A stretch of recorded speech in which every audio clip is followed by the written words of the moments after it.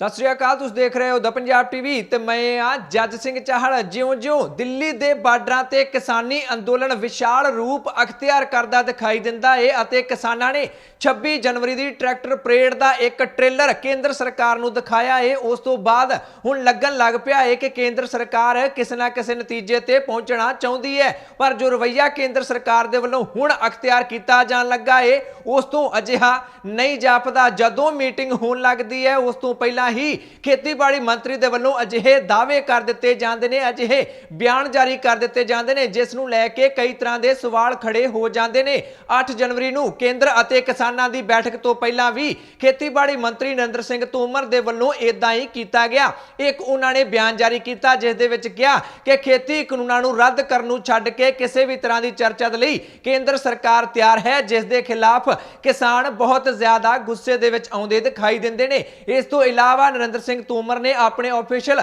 Facebook page ਤੇ ਇੱਕ post ਵੀ ਪਾਈ, ਕੁਝ ਫੋਟੋਆਂ ਵੀ ਸਾਂਝੀਆਂ ਕੀਤੀਆਂ ਅਤੇ ਉਸ ਫੋਟੋ ਦੇ ਉੱਪਰ ਉਹਨਾਂ ਨੇ ਲਿਖਿਆ ਕਿ ਹਰਿਆਣਾ ਦੇ ਕਿਸਾਨ ਪੈਦਲ ਯਾਤਰਾ ਕਰਕੇ ਦਿੱਲੀ ਪਹੁੰਚੇ ਅਤੇ ਖੇਤੀ ਭਵਨ ਦੇ ਵਿੱਚ ਉਹਨਾਂ ਦੇ ਨਾਲ ਮੁਲਾਕਾਤ ਕਰਕੇ ਉਹਨਾਂ ਨੇ ਖੇਤੀ ਕਾਨੂੰਨਾਂ ਦੇ ਸਮਰਥਨ ਦੇ ਵਿੱਚ ਖੇਤੀਬਾੜੀ ਮੰਤਰੀ ਨੂੰ ਮੰਗ ਪੱਤਰ ਦਿੱਤਾ ਹੈ, ਸਮਰਥਨ ਪੱਤਰ ਦਿੱਤਾ ਹੈ। ਜਦੋਂ ਮੀਟਿੰਗ ਤੋਂ ਪਹਿਲਾਂ ਹੀ ਖੇਤੀਬਾੜੀ ਮੰਤਰੀ ਦੇ ਵੱਲੋਂ ਅਜਿਹੀਆਂ ਪੋਸਟਾਂ ਪਾਈਆਂ ਜਾਣਗੀਆਂ, ਅਜਿਹੇ ਬਿਆਨ ਦਿੱਤੇ ਜਾਣਗੇ ਤਾਂ ਮੀਟਿੰਗ ਦੇ ਵਿੱਚ ਕੀ ਸਿੱਟਾ ਨਿਕਲੇਗਾ ਇਸ ਦਾ ਅੰਦਾਜ਼ਾ ਸਹਿਜੇ ਹੀ ਲਾਇਆ ਜਾ ਸਕਦਾ ਹੈ। ਖੇਤੀਬਾੜੀ ਮੰਤਰੀ ਨਰਿੰਦਰ ਸਿੰਘ ਤੋਮਰ ਦੇ ਇਸ ਰਵੱਈਏ ਨੂੰ ਲੈ ਕੇ ਕਿੰਨੇ ਕੁ ਜ਼ਿਆਦਾ ਗੁੱਸੇ ਦੇ ਵਿੱਚ ਨੇ किसान आगू सरवण सिंह पंधेर दा बयान तुहानू सुना दिन्ने आ। केंद्र सरकार के खेती मंत्री कृषि मंत्री का जो बयान आ गया तोमर जी का अखबारों में, फिर कृषि कानूनों के अलावा और जिस पे भी बात करनी, कृषि कानून को रद्द करने के अलावा जिस पर भी आप बातचीत करना चाहते हैं तो कर लीजिए। तो इसका मतलब क्या निकलता है? एक तो बातचीत ये कही जा रही है अभी केंद्र सरकार किसानों के साथ मिलकर ये जो है फैसला करने के लिए तैयार है और जल्दी हम हल कर देंगे, एक ये बोला जा रहा है। तो आप देखिए इस तरह के बयान मीटिंग से पहले शोभा देते हैं। खुद मीटिंग पर बुलाना और मीटिंग से पहले ना आने वाला बयान दे देना तो ये शोभा नहीं देता। सो किसान आंदोलन कृषि कानूनों को रद्द करने के लिए और सभी फसलों का जो खरीद की गारंटी का कानून लेके आना, उसके ऊपर इस तरह से पराली वाला, पोल्यूशन वाला, प्रदूषण वाला और बिजली शोध बिल, इन 4 मांगों पर बिल्कुल कंसल्टेशन कर रहा। इनसे नीचे किसी भी बात पर समझौता होने वाला नहीं है, ये तो नोट कर लें। ਦੂਜੇ ਪਾਸੇ ਮੀਟਿੰਗ ਨੂੰ ਲੈ ਕੇ ਇੱਕ ਚਰਚਾ ਹੋਰ ਵੀ ਚੱਲ ਰਹੀ ਸੀ ਕਿ ਇਸ ਵਾਰ ਕੇਂਦਰ ਸਰਕਾਰ ਦੇ ਵੱਲੋਂ ਇੱਕ ਨਵਾਂ ਪ੍ਰਪੋਜ਼ਲ, ਨਵਾਂ ਆਫਰ ਕਿਸਾਨਾਂ ਦੇ ਅੱਗੇ ਰੱਖਿਆ ਜਾ ਸਕਦਾ ਹੈ, ਜਿਸ ਦੇ ਵਿੱਚ ਕੇਂਦਰ ਸਰਕਾਰ ਇਹ ਕਹੇਗੀ ਕਿ ਖੇਤੀ ਕਾਨੂੰਨ ਅਸੀਂ ਰੱਦ ਨਹੀਂ ਕਰਨੇ। ਜਿਹੜਾ ਵੀ ਸੂਬਾ ਇਹਨਾਂ ਕਾਨੂੰਨਾਂ ਨੂੰ ਚਾਹੁੰਦਾ ਹੈ ਉਹ ਆਪਣੀ ਸਰਕਾਰ ਦੇ ਰਾਹੀਂ, ਸੂਬਾ ਸਰਕਾਰ ਦੇ ਰਾਹੀਂ ਇਹਨਾਂ ਨੂੰ ਭਾਵੇਂ ਲਾਗੂ ਕਰ ਲਵੇ ਅਤੇ ਭਾਵੇਂ ਰੱਦ ਕਰ ਲਵੇ। ਇਸ ਨੂੰ ਲੈ ਕੇ ਵੀ ਕਿਸਾਨ ਆਗੂ ਕੇਂਦਰ ਸਰਕਾਰ ਦੇ ਖਿਲਾਫ ਰੱਜ ਕੇ ਭੜਾਸ ਕੱਢਦੇ ਦਿਖਾਈ ਦਿੰਦੇ ਨੇ। ਸੰਯੁਕਤ ਕਿਸਾਨ ਮੋਰਚਾ ਦੇ ਮੈਂਬਰ ਯੋਗੇਂਦਰ ਯਾਦਵ ਦਾ ਇਸ ਨੂੰ ਲੈ ਕੇ ਇੱਕ ਬਿਆਨ ਸਾਹਮਣੇ ਆਇਆ ਹੈ। ਉਹ ਕਹਿੰਦੇ ਨੇ ਕਿ 2 ਸਾਜ਼ਿਸ਼ਾਂ ਕੇਂਦਰ ਸਰਕਾਰ ਦੇ ਵੱਲੋਂ ਰਚੀਆਂ ਜਾ ਰਹੀਆਂ ਨੇ, ਇੱਕ ਤੀਰ ਦੇ ਨਾਲ 2 ਨਿਸ਼ਾਨੇ ਕਰਨ ਦੀ ਕੋਸ਼ਿਸ਼ ਕੇਂਦਰ ਸਰਕਾਰ ਦੇ ਵੱਲੋਂ ਕੀਤੀ ਜਾ ਰਹੀ ਹੈ। ਪਹਿਲੀ ਗੱਲ ਤਾਂ ਇਹ ਕਿ ਜਦੋਂ ਇਹ ਆਫਰ ਰੱਖਣਗੇ ਕਿ ਸੂਬਾ ਸਰਕਾਰਾਂ ਆਪੇ ਹੀ ਰੱਦ ਕਰ ਲੈਣ, ਪੰਜਾਬ ਦੇ ਕਿਸਾਨਾਂ ਨੂੰ ਲੱਗੇਗਾ ਕਿ ਪੰਜਾਬ ਦੀ ਸਰਕਾਰ ਨੇ, ਕੈਪਟਨ ਸਰਕਾਰ ਨੇ ਤਾਂ ਇਹ ਕਾਨੂੰਨ ਉਸੇ ਵੇਲੇ ਹੀ ਰੱਦ ਕਰ ਦੇਣੇ ਨੇ। ਇਸ ਕਰਕੇ ਉਹ ਇਸ ਬਾਰੇ ਸੋਚਣ ਲੱਗ ਪੈਣਗੇ ਕਿ ਹਾਂ ਇਸ ਗੱਲ ਨੂੰ ਮੰਨਿਆ ਜਾ ਸਕਦਾ ਹੈ। ਕਹਿੰਦੇ ਨੇ ਦੂਜਾ ਤੀਰ ਇਹ ਹੋਏਗਾ ਕਿ ਸਭ ਤੋਂ ਜ਼ਿਆਦਾ ਕਿਸਾਨ ਪੰਜਾਬ ਦੇ ਹੀ ਨੇ ਜਿਨ੍ਹਾਂ ਨੇ ਕਿ ਅਗਵਾਈ ਕੀਤੀ ਹੈ ਇਸ ਅੰਦੋਲਨ ਦੀ। ਇਸ ਦੇ ਨਾਲ ਦੇਸ਼ ਦੇ ਕਿਸਾਨ ਆਪਸ ਵਿੱਚ ਵੰਡੇ ਵੀ ਜਾਣਗੇ। ਯੋਗੇਂਦਰ यादव ਦਾ ਬਿਆਨ ਵੀ ਤੁਹਾਨੂੰ ਸੁਣਾ ਦਿੰਨੇ ਆ। सरकार जैसे ही कहेगी कि राज्य सरकार तय कर सकती है उसको ये कानून रखना है कि नहीं रखना, इसका मतलब है पंजाब सरकार तो कल ही इसको रद्द कर देगी। तो ये पंजाब के किसानों को इशारा करेंगे, देखो तुम्हारा काम तो बन गया, तुम्हारी सरकार तो इसको रद्द कर देगी। अब हरियाणा वाले अपना देखें, राजस्थान वाले अपना देखें। राजस्थान में कांग्रेस की सरकार है, हो सकता है वो भी शर्मा शर्मी कुछ मान जाए।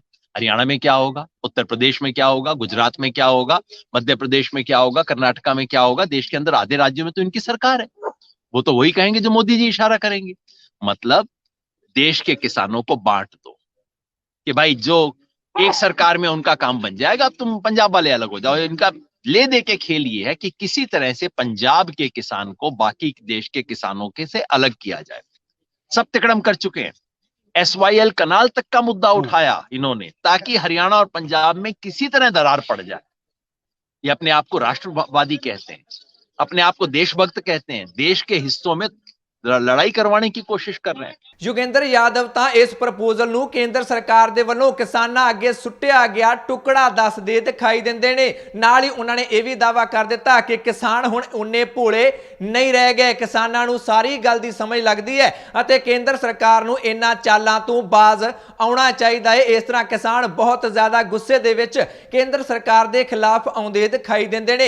ਇੱਕ ਪਾਸੇ ਕੇਂਦਰ ਸਰਕਾਰ ਕਹਿੰਦੀ ਹੈ ਕਿ ਸਾਨੂੰ ਦਿੱਲੀ ਬਾਰਡਰਾਂ ਤੇ ਬੈਠੇ ਕਿਸਾਨਾਂ ਦੀ ਬਹੁਤ ਜ਼ਿਆਦਾ ਚਿੰਤਾ ਹੈ, ਇਸ ਕਰਕੇ ਅਸੀਂ ਕਿਸਾਨੀ ਅੰਦੋਲਨ ਨੂੰ ਛੇਤੀ ਤੋਂ ਛੇਤੀ ਖਤਮ ਕਰਨਾ ਚਾਹੁੰਦੇ ਹਾਂ। ਪਰ ਦੂਜੇ ਪਾਸੇ ਰਵੱਈਆ ਕੇਂਦਰ ਸਰਕਾਰ ਦੇ ਵੱਲੋਂ ਅਜਿਹਾ ਨਹੀਂ ਅਪਣਾਇਆ ਜਾਂਦਾ ਕਿ ਖੇਤੀ ਕਾਨੂੰਨ ਰੱਦ ਕਰਕੇ ਕਿਸਾਨਾਂ ਨੂੰ ਘਰੇ ਭੇਜਿਆ ਜਾਵੇ, ਜਿਸ ਤੋਂ ਬਾਅਦ ਹੁਣ ਪੰਜਾਬ ਦੇ ਵੀ ਕਈ ਸਿਆਸਤਦਾਨ ਇਹ ਗੱਲ ਮੰਨਣ ਲੱਗ ਪਏ ਨੇ ਕਿ ਕੇਂਦਰ ਸਰਕਾਰ ਨੇ ਖੇਤੀ ਕਾਨੂੰਨ ਰੱਦ ਨਹੀਂ ਕਰਨੇ। ਹਰਸਿਮਰਤ ਕੌਰ ਬਾਦਲ ਦੇ ਵੱਲੋਂ ਬਹੁਤ ਵੱਡਾ ਦਾਅਵਾ ਖੇਤੀ ਕਾਨੂੰਨਾਂ ਨੂੰ ਲੈ ਕੇ ਕਰ ਦਿੱਤਾ ਗਿਆ। ਉਹ ਤਾਂ ਸਿੱਧਾ ਕਹਿੰਦੇ ਨੇ ਮੋਦੀ ਸਰਕਾਰ ਨੇ ਖੇਤੀ ਕਾਨੂੰਨ ਰੱਦ ਨਹੀਂ ਕਰਨੇ। ਉਹਨਾਂ ਦਾ ਬਿਆਨ ਵੀ ਤੁਹਾਨੂੰ ਸੁਣਾ ਦਿੰਨੇ ਆ।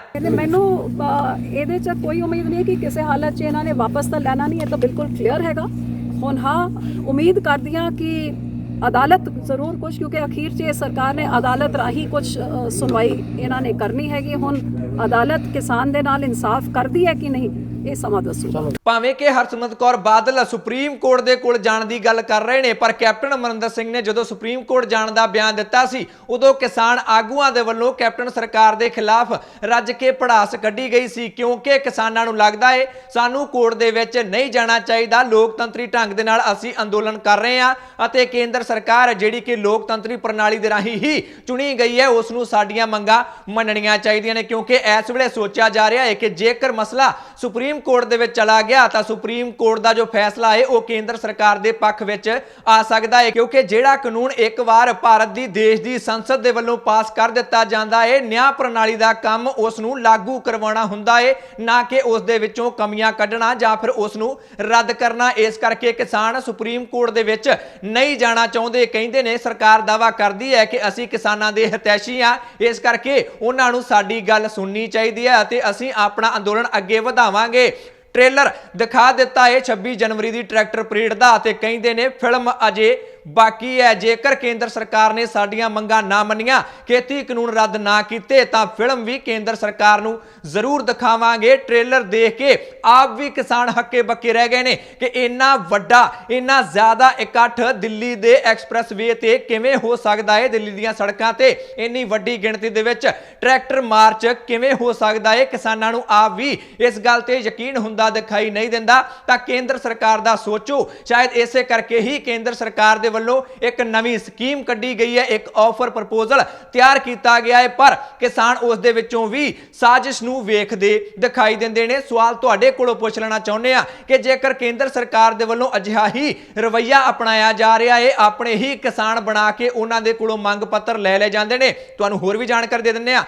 बीजेपी पंजाब दे ਵੱਲੋਂ उन्हां संगठनां दी किसान संगठनां दी किसान जथेबंदियां दी लिस्ट भी जारी कर दित्ती गई है जिन्हां ने ਹੁਣ तक इन्हां खेती कानूनां दा समर्थन कर दिता है ਅਤੇ केंद्र सरकार दे कोल जाके समर्थन पत्र दे के लिखती तरीके नाल खेती कानूनां दा समर्थन किया है। उन्हां दी लिस्ट भी पंजाब भाजपा दे वल्लों जारी कर दित्ती गई है। सवाल तुहाडे कोल पुछ लेना चाहुंदे आ, केंद्र सरकार ये रवैया अख्तियार कर लई है तो फिर किवें ਇਹ ਅੰਦੋਲਨ ਖਤਮ ਹੋਏਗਾ, ਕਿਵੇਂ ਕਿਸਾਨਾਂ ਦੀਆਂ ਮੰਗਾਂ ਮੰਨੀਆਂ ਜਾਣਗੀਆਂ? ਜੋ ਵੀ ਤੁਹਾਡੀ ਰਾਏ ਹੈ ਕਮੈਂਟ ਕਰਕੇ ਆਪਣੀ ਰਾਏ ਜ਼ਰੂਰ ਦਿਓ। ਜੇਕਰ ਇਸੇ ਤਰ੍ਹਾਂ ਹੀ ਹਰ ਖਬਰ ਨੂੰ ਨਿਰਪੱਖਤਾ ਨਾਲ ਦੇਖਦੇ ਰਹਿਣਾ ਚਾਹੁੰਦੇ ਹੋ ਤਾਂ YouTube ਤੇ ਦ ਪੰਜਾਬ ਟੀਵੀ ਦੇ ਚੈਨਲ ਨੂੰ ਸਬਸਕ੍ਰਾਈਬ ਕਰ ਲਓ, ਬੈਲ ਵਾਲਾ ਬਟਨ ਜ਼ਰੂਰ ਦਬਾ ਲੈਣਾ। ਜੇਕਰ Facebook ਤੇ ਇਹ ਖਬਰ ਦੇਖ ਰਹੇ ਹੋ ਤਾਂ Facebook ਤੇ ਦ ਪੰਜਾਬ ਟੀਵੀ ਦਾ ਪੇਜ ਲਾਈਕ ਕਰ ਲਓ। ਮੈਂ ਜੱਜ ਸਿੰਘ ਚਾਹਲ ਅਗਲੀ ਵਾਰ ਫਿਰ ਹਾਜ਼ਰ ਹੋਵਾਂਗਾ। ਤੁਸੀਂ ਦੇਖਦੇ ਰਹੋ ਦ ਪੰਜਾਬ ਟੀਵੀ, ਹਰ ਖਬਰ ਦਾ ਸੱਚ